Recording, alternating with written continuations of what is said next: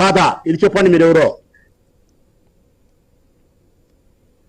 రామగుండం తహసీల్దార్ కుర్చీ ఖాళీ అయి నెల రోజులకు పైగా అవుతుంది. తహసీల్దార్ లేకపోవడంతో ధృవీకరణ పత్రాల జారీ తీవ్రంగా ఆలస్యమవుతుండటంతో విద్యార్థులు వారి తల్లిదండ్రులు ఆందోళనకు దిగారు.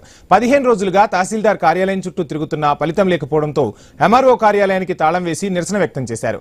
ఇటీవల తహసీల్దార్ బదిలీ కావడంతో పాటు డిప్యూటీ తహసీల్దార్ కూడా అందుబాటులో లేకపోవడంతో ఈ సమస్య మరింత తీవ్ర రూపం దాల్చింది.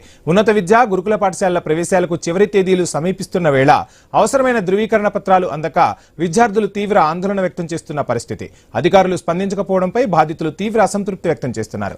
ఈ ఘటనపై సమాచారం అందుకున్న పోలీసులు సంఘటనా స్థలానికి చేరుకుని పరిస్థితిని అదుపులోకి తీసుకొచ్చారు.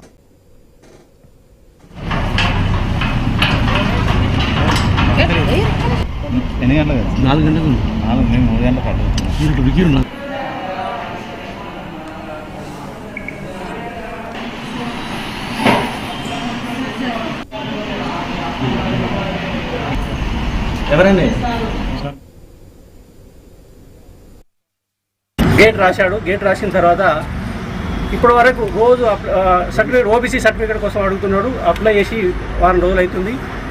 ఇప్పటి వరకు సర్టిఫికేట్ లేదు.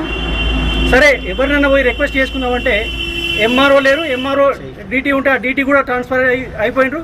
ఎవరికి ఇన్ఛార్జ్ ఇవ్వలేదు. ఇన్ఛార్జ్ ఇచ్చినామని చెప్తున్నారు. ఆర్టీఓ దగ్గరికి పోతే ఇన్ఛార్జి ఆర్డర్స్ పాస్ చేయలేదు.